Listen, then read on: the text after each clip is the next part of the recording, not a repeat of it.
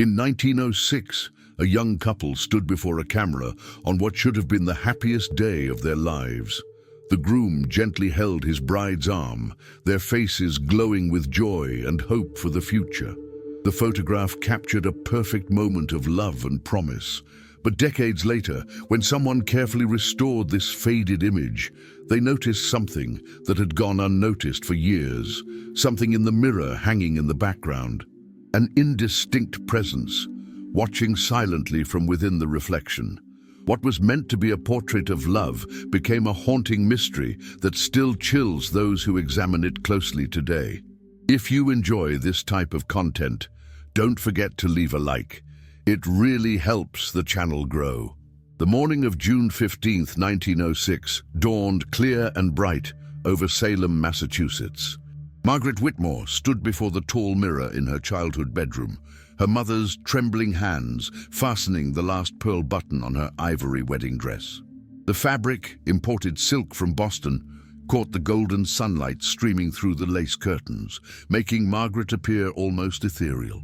"You look just like your grandmother on her wedding day," Eleanor Whitmore whispered, her eyes glistening with tears. She adjusted the delicate veil that cascaded down Margaret's back, each stitch sewn by hand over the past 3 months. Margaret smiled nervously, her fingers fidgeting with the small bouquet of white roses and baby's breath. At 22 years old, she had known Thomas Ashford for only 8 months, but their courtship had been proper and earnest. Thomas worked as a clerk at the First National Bank, a respectable position that promised stability and a comfortable future. Her father had approved the match immediately. "Are you certain, dear?" Eleanor asked quietly, studying her daughter's reflection. "There's no shame in waiting if you need more time." "I'm certain, Mother," Margaret replied, though her voice carried a slight tremor. "Thomas is kind and good. He'll provide well for us." Downstairs, the Whitmore household bustled with activity. Margaret's younger sister, Catherine, darted between rooms, ensuring every detail was perfect. The parlor had been transformed with garlands of fresh flowers, and the dining room table groaned under the weight of carefully prepared dishes. Neighbors and family members would arrive within the hour for the small ceremony and celebration. Thomas Ashford arrived precisely at noon, as arranged. He stood in the front hallway, nervously adjusting his new suit, a charcoal grey wool that had cost him nearly a month's wages. His dark hair was slicked back with pomade, and his shoes shined to perfection. At 26, Thomas had worked diligently to establish himself in Salem's banking community, saving every penny for this moment. "Steady now, son," Mr. Whitmore said, clapping Thomas on the shoulder. "You look like you're about to face a firing squad rather than marry my daughter." Thomas managed a weak smile. "I just want everything to be perfect for her, sir." The ceremony itself was brief and traditional, conducted by Reverend Matthews in the Whitmore parlor. Margaret descended the stairs slowly, her hand gripping the banister, her eyes locked on Thomas's face.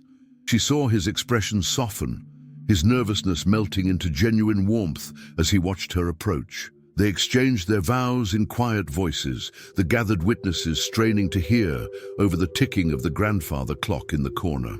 When Thomas slipped the simple gold band onto Margaret's finger, his hand shook slightly. She squeezed his fingers reassuringly, and for a moment, the weight of expectation and uncertainty lifted from both their shoulders. After the ceremony, the celebration moved to the dining room. Tables had been pushed together and laden with roasted chicken, fresh bread, preserves and pies. Catherine had baked Margaret's favorite lemon cake, decorated with real sugar roses that must have cost a small fortune.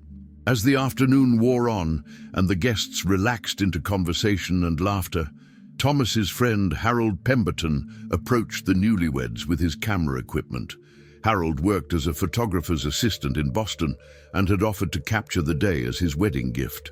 "Come now," Harold insisted, gesturing toward the parlor. "We need at least one formal portrait. Your grandchildren will want to see how handsome you both looked." Margaret blushed at the thought of grandchildren, while Thomas straightened his jacket and offered his arm. They positioned themselves in the parlor where the afternoon light was strongest, Harold had set up his camera on a sturdy tripod, the black cloth draped over the back, ready for him to duck beneath. "Stand just there by the settee," Harold directed, moving them slightly to the left. "Thomas, hold Margaret's arm. Yes, just like that. Gentle but firm. Margaret, tilt your head slightly toward him. Perfect." Behind them, against the papered wall, hung an ornate mirror in a gilded frame, a family heirloom that had belonged to Margaret's grandmother. The mirror reflected the parlour's opposite wall, where paintings of stern-faced ancestors watched over the proceedings. "Everyone must remain perfectly still," Harold warned, preparing the photographic plate. "Any movement will blur the image. Think of something pleasant and hold that thought for 30 seconds. Margaret focused on Thomas's face beside her, on the warmth of his hand on her arm, on the promise of their future together. She thought of the small house they would move into next week, already furnished with hand-me-down pieces from both families. She imagined Sunday dinners and quiet evenings by the fire, building a life together one day at a time. Thomas thought of his responsibilities, of providing for Margaret, of living up to the expectations placed upon him. But mostly, he thought of how lucky he felt, how unexpected this happiness was, how he hoped desperately not to disappoint the woman who had agreed to be his wife. "Hold steady," Harold murmured from beneath the black cloth. "Almost done." The camera's shutter clicked. The moment was captured, frozen forever in silver salts and chemicals. A perfect portrait of a young couple beginning their journey together, their faces reflecting hope and tentative joy. If you're enjoying the story so far, leave a like and subscribe to the channel. It helps tremendously. None of them could have known that this single photograph would outlive them all, that it would pass through generations, surviving fires and floods and the simple erosion of time. None of them noticed anything unusual in that moment. The air remained warm, the sunlight steady, the voices of guests continuing their cheerful conversations in the adjacent room. It would be 97 years before anyone looked closely enough at that mirror in the background. Sarah Chen inherited the photograph in the spring of 2003, tucked inside a deteriorating cardboard box, along with dozens of other family documents and pictures. Her grandmother, Patricia Ashford Chen, had passed away at 91, leaving behind a modest estate and a lifetime's accumulation of memories stored in the attic of her Cape Cod home. Sarah, a 34-year-old graphic designer living in Boston, had volunteered to sort through Patricia's belongings. Her mother and aunts were too emotional to face the task, and Sarah had always been the practical one in the family, comfortable with the solitary work of organizing and cataloging the past. The attic was sweltering despite the cool spring weather outside. Dust motes danced in the shafts of light that penetrated through the small dormer windows. Sarah had been working for 3 days, carefully sorting items into categories: keep, donate, discard. Family photographs went into the keep pile automatically, regardless of whether she recognized the people in them. She found the wedding portrait wedged between pages of a 1940s almanac, protected by a sheet of yellowed tissue paper. The photograph itself was in remarkably good condition considering its age, though the edges had begun to curl and the surface showed some crackling. Sarah held it up to the window light, studying the young couple captured nearly a century ago. The woman wore a high-necked wedding dress with elaborate lace detail, her dark hair piled atop her head in the Gibson girl style popular during that era. The man stood beside her, one hand formally positioned on her arm, wearing a suit that looked stiff and uncomfortable. Both had serious expressions. Smiling wasn't customary in photographs from that period, Sarah knew, because of the long exposure times required. On the back, written in faded ink, were the words "Thomas and Margaret Ashford, wedding day, June 15, 1906, Salem, Massachusetts." Sarah's great-great-grandparents. She'd heard stories about them from Patricia, fragments of family history passed down through generations. Thomas had worked in banking, she remembered. Margaret had been known for her beautiful singing voice. They'd had 3 children, lost one to influenza during the 1918 pandemic, lived modestly but contentedly until Thomas's death in 1952. Margaret had followed him 6 months later, unable to bear the loneliness. She set the photograph aside in her definitely keep box and continued sorting through the attic's contents. But throughout the afternoon, she found her eyes returning to that wedding portrait, drawn to something she couldn't quite identify. There was a quality to it, a depth that transcended the typical stiffness of early 20th century photography. That evening, back in her Boston apartment, Sarah couldn't stop thinking about the photograph. She'd brought several boxes home with her, intending to scan the most important images for digital preservation and to share with family members. The wedding portrait was at the top of her list. She set up her professional scanner, a high-resolution model she used for her design work, and carefully positioned the photograph on the glass surface. As the scanner's light bar moved slowly across the image, Sarah watched the preview appear on her computer monitor, pixel by pixel, revealing details invisible to the naked eye. The digital file was crisp and clear, magnifying imperfections in the original, but also revealing textures and subtle gradations of tone that the physical print couldn't convey. Sarah zoomed in, examining her ancestors' faces more closely. Margaret's eyes held a mixture of excitement and apprehension. Thomas's jaw was set with determination, though a softness around his mouth suggested gentleness beneath the formal pose. Sarah adjusted the contrast and brightness, trying to bring out details lost to time. As she worked, her eye caught something in the background of the image, the mirror hanging on the wall behind the couple. She zoomed in further, focusing on the mirror's reflection. At first, she thought it was just an artifact of the scanning process, a trick of light and shadow. But as she adjusted the image settings, increasing the contrast, a shape became more distinct within the mirror's surface. It appeared to be a figure, someone standing in the doorway that the mirror reflected. Sarah's heart rate quickened. She zoomed in as far as the resolution would allow without pixelating the image beyond recognition. The figure was indistinct, blurred by the limitations of 1906 photographic technology and the mirror's imperfect surface. But it was undeniably there, a dark shape, human in form, positioned where no one should have been standing during the photograph. Leave a comment below about what you think of this mystery so far. She pulled up the original photograph again, squinting at it under her desk lamp. Without digital enhancement, the figure in the mirror was nearly invisible, just a barely perceptible darkness that could easily be mistaken for a shadow or reflection of furniture. But now that she'd seen it enlarged on her screen, she couldn't unsee it. Sarah's rational mind immediately began generating explanations. Perhaps someone had been standing in the doorway, a guest who didn't realize they were in the frame, or the photographer's assistant preparing the next shot. Maybe it was just a trick of light, the way mirrors sometimes created false impressions in old photographs with their imperfect silvering and warped glass. But something about the figure's position bothered her. According to the angle of reflection, whoever or whatever was in that doorway would have been standing directly behind the photographer. Harold Pemberton, if family stories were accurate, had been beneath the camera's black cloth at the moment of exposure. There shouldn't have been anyone else in that position. Sarah saved multiple versions of the enhanced image and sat back in her chair staring at the screen. Outside her apartment window, Boston's evening traffic hummed steadily, a comforting reminder of the present day, of reality and reason.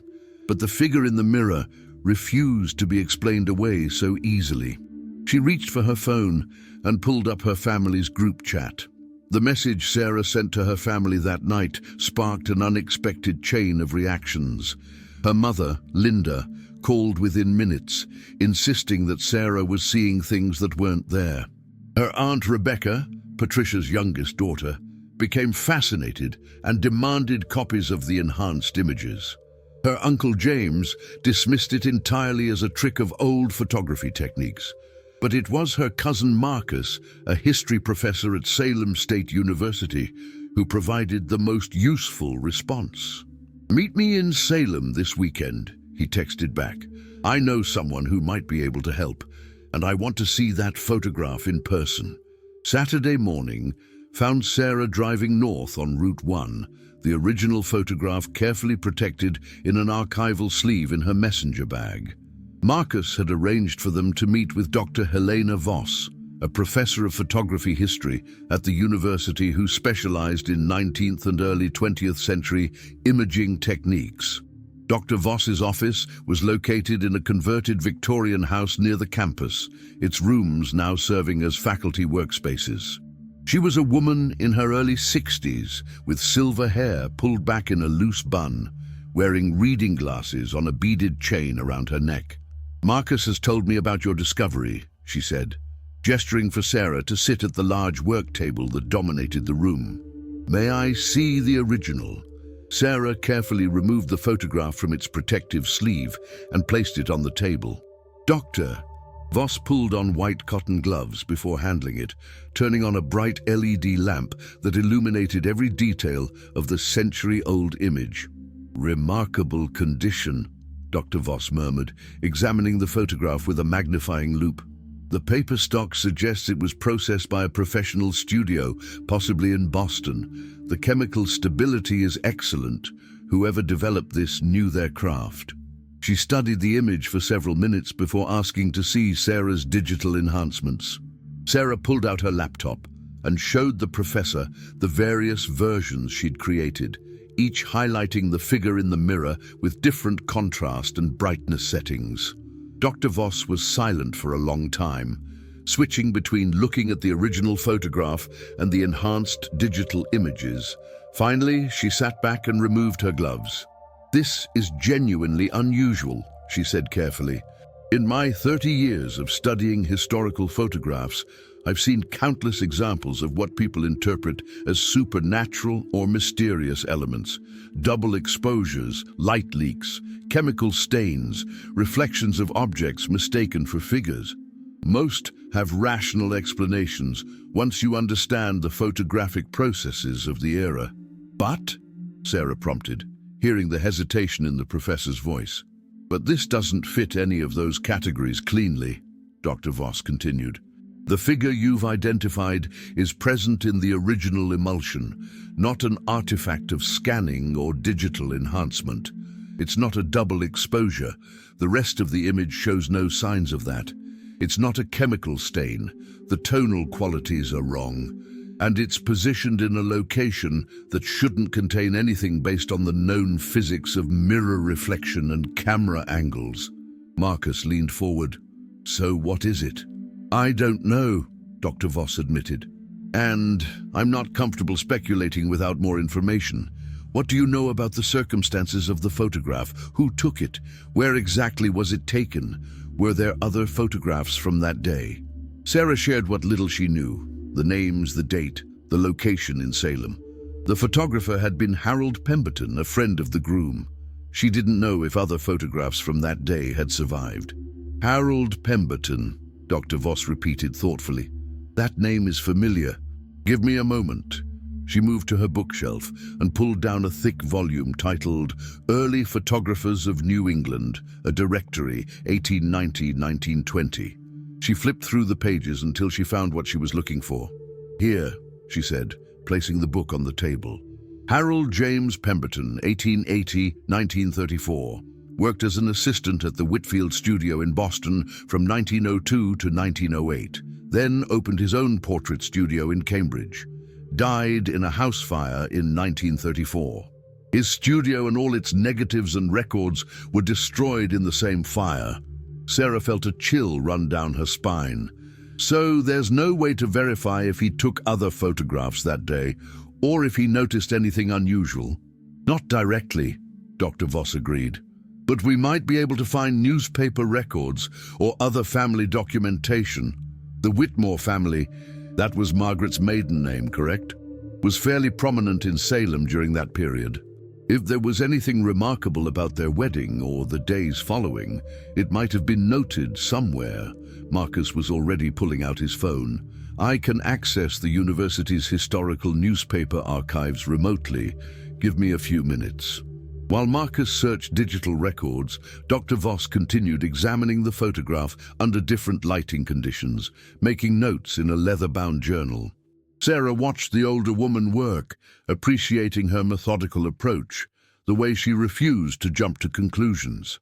"Have you shown this to anyone else?" Dr. Voss asked. "Just my family," Sarah replied. "Most of them think I'm seeing things that aren't there.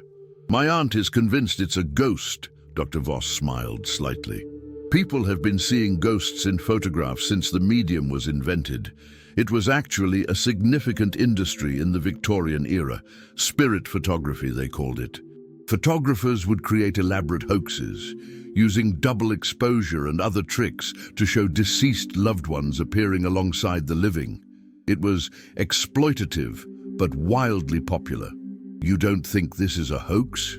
"No," Dr. Voss said firmly. "Hoaxes from that era have very specific characteristics. This doesn't match any of them. Whatever this is, it's not an intentional fabrication. Whether it's an accident of chemistry and optics or something else entirely, I can't say." Marcus suddenly looked up from his phone, his expression troubled. "I found something," he said quietly. "An obituary from the Salem Gazette dated July 3rd, 1906, less than 3 weeks after the wedding." Marcus turned his phone screen towards Sarah and Dr. Voss. The obituary was brief, written in the formal style of the early 20th century. "Ashford, on the morning of July 1st, Mr. Thomas Henry Ashford, aged 26 years, of this city. Death occurred suddenly at his residence on Charter Street. Mr. Ashford, recently married to Miss Margaret Whitmore of Salem, was employed as a clerk at First National Bank. He is survived by his wife, his parents Mr. and Mrs. Henry Ashford of Marblehead, and 2 brothers. Funeral services will be held Thursday at 2 o'clock at the First Congregational Church. The family requests privacy during this difficult time."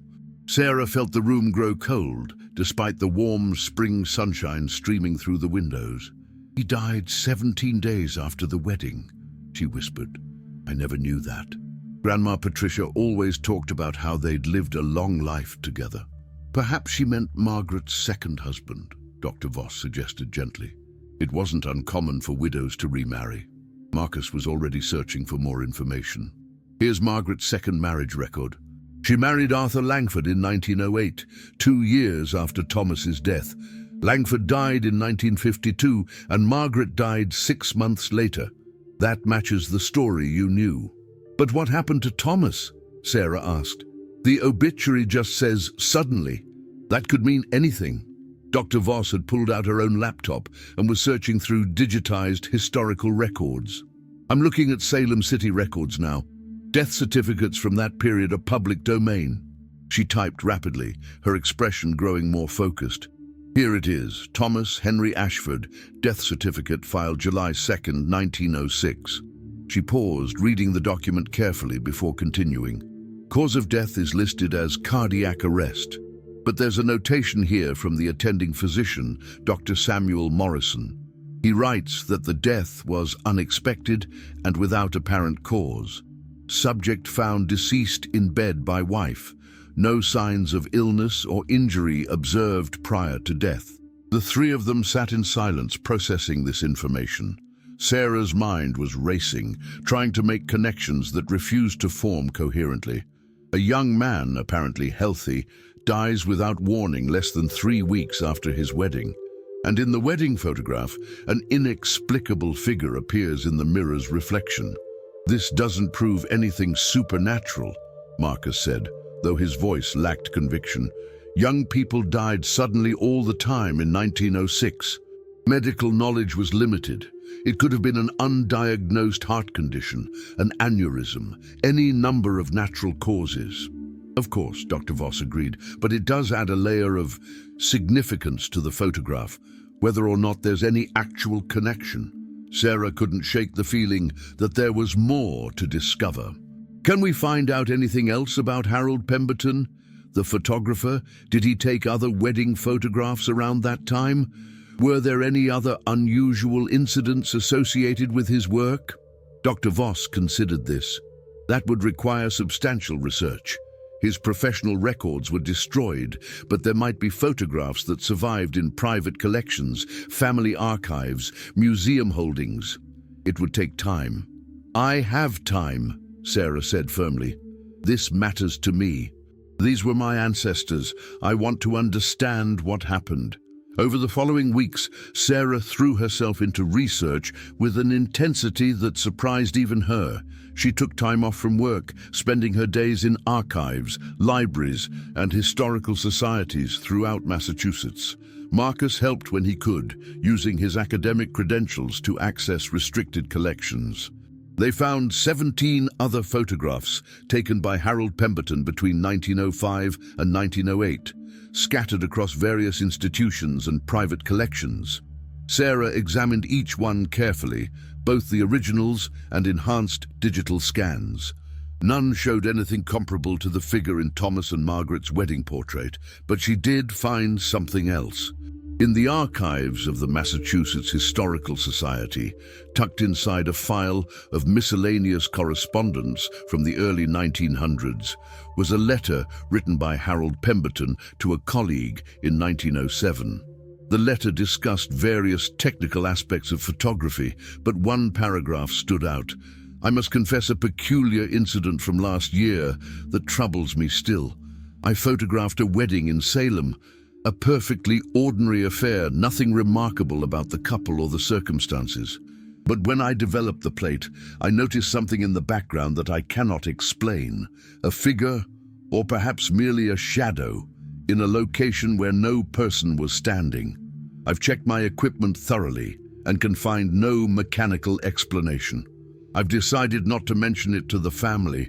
Why cause them distress over what might be merely a quirk of chemistry? But it haunts me nonetheless, this inexplicable presence captured in what should have been a joyful record. Sarah photographed the letter with trembling hands. Here was confirmation that Harold Pemberton himself had noticed the figure, that he'd been troubled by it enough to write about it a year later, and he'd made a deliberate choice not to tell Thomas and Margaret, not to burden them with the knowledge of this strange anomaly in their wedding portrait. If only he'd known that Thomas would be dead within weeks, would he have made a different choice? Would it have mattered? These questions consumed Sarah as she continued her research. She found Margaret's diary from 1906, preserved by the Salem Historical Society as part of a collection of women's writings from the era. Margaret's entries from June were filled with the expected anxieties and hopes of a new bride. She wrote about Thomas's kindness, her adjustment to married life, her dreams for their future. The entry from July 1st was brief and devastating. Thomas is gone. I cannot write more. The world has ended. For the next 3 months, there were no entries at all. When Margaret began writing again in October, her tone had changed completely. She wrote about practical matters, settling Thomas's affairs, preparing to move back to her parents' house, learning to exist in a world that had become unrecognizable. She never mentioned the wedding photograph. She never wrote about anything unusual on their wedding day. If she'd ever known about the figure in the mirror, she left no record of it. If you enjoyed this video, leave a comment below. I love hearing your thoughts and answering questions. Sarah's investigation eventually led her back to Salem, to the very house where Thomas and Margaret's wedding had taken place. The Whitmore residence no longer existed. It had been torn down in the 1960s to make way for a parking lot. But Sarah stood on the spot anyway, trying to imagine that June afternoon in 1906, trying to understand what had been captured in that moment, frozen by chemicals and light. She'd shared her findings with Dr. Voss, who remained professionally neutral about the implications. The professor could confirm that the figure in the mirror was genuine, that Harold Pemberton himself had noticed and been troubled by it, that Thomas had died unexpectedly soon after. But she could not, would not, claim any supernatural connection between these facts. The human mind is remarkably skilled at finding patterns, Dr. Voss said when they met one final time. We see connections because we need the world to make sense. Sometimes a coincidence is just a coincidence, no matter how unsettling it feels. But sometimes it's not, Sarah countered. Sometimes there really is something more going on, something we can't explain with our current understanding. Dr. Voss smiled. That's the essential mystery of existence, isn't it? The question of whether everything can eventually be explained, or whether there are genuine unknowns that will always remain beyond our comprehension. Sarah returned home to Boston with more questions than answers. She'd created a comprehensive digital archive of everything she'd found: the enhanced photograph, the obituary, Harold Pemberton's letter, Margaret's diary entries. She documented her research process, her findings, her thoughts, but she still didn't know what the figure in the mirror was. She didn't know if it had any connection to Thomas's death. She didn't know if there was any meaning to be found in this century-old mystery, or if she was simply projecting significance onto random events because the alternative, that life and death were ultimately arbitrary, was too frightening to accept. Late one evening, alone in her apartment, Sarah pulled up the enhanced photograph on her screen once more.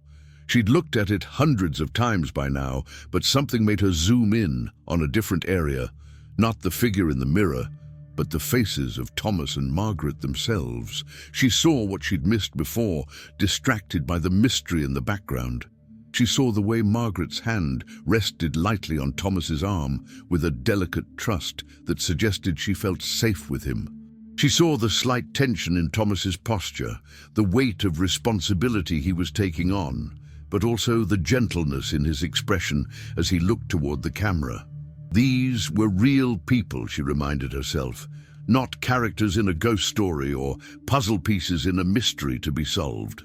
They were human beings who'd fallen in love, made promises to each other, hoped for a future that never came.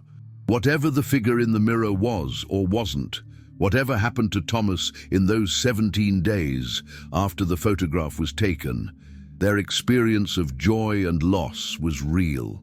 Sarah created a final version of the photograph, this one with minimal enhancement, preserving the soft focus and warm tones of the original while making all the details visible.